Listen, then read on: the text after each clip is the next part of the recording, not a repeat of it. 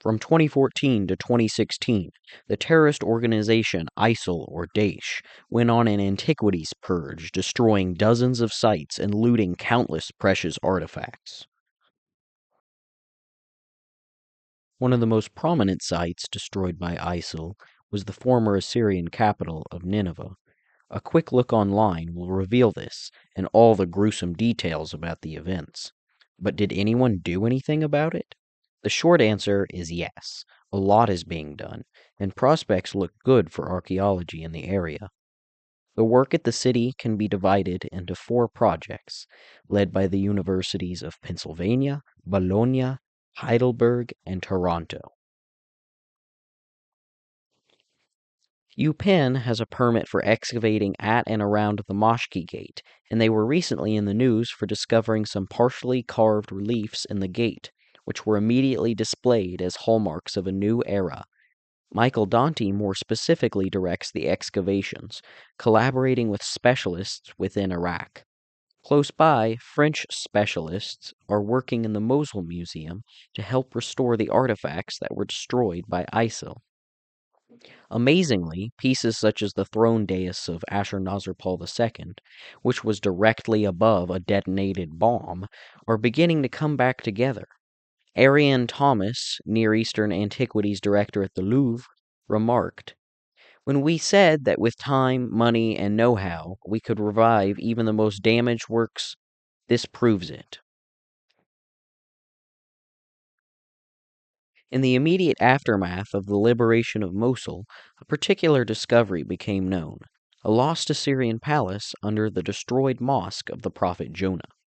In reality, this palace was not lost, having been excavated in the 1990s, but the destruction of the mosque provided fresh opportunities to explore.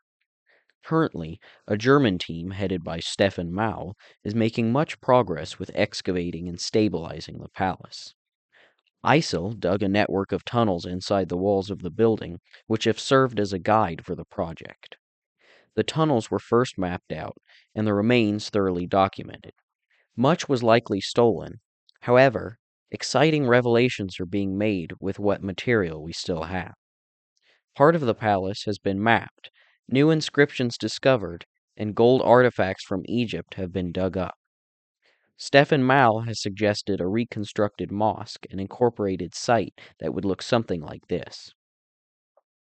The massive throne room would be very accessible to visitors, and it is likely some important artifacts, possibly Lamassu, would be on display. Since the German team has access to the southern portion of the site, they have also made efforts on the mound of Tel Kuyunjik. Previously, a site museum displaying the reliefs of Sennacherib's throne room suite had been set up here, but it has since been destroyed by ISIL. Many of the reliefs were already in a very deteriorated state after looting during the Gulf Wars, so the terrorist organization seems to have only driven the final nail in the coffin. It is hard to tell what is salvageable from the photos, and the German team had only begun working on rescuing relief fragments last year. It is possible what remains will lend itself to repair and be removed to a safer museum environment. If you find this video informative, don't forget to like and subscribe to help expose the channel to a broader audience. Most of the northern portion of the site is being worked on by a team from the University of Bologna in collaboration with Iraqi archaeologists.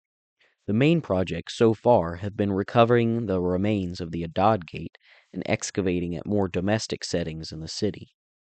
At the Adad Gate, the ruins left by ISIL consisted of collapsed mud brick and large chunks of concrete and steel beams that had been used to support it in previous times.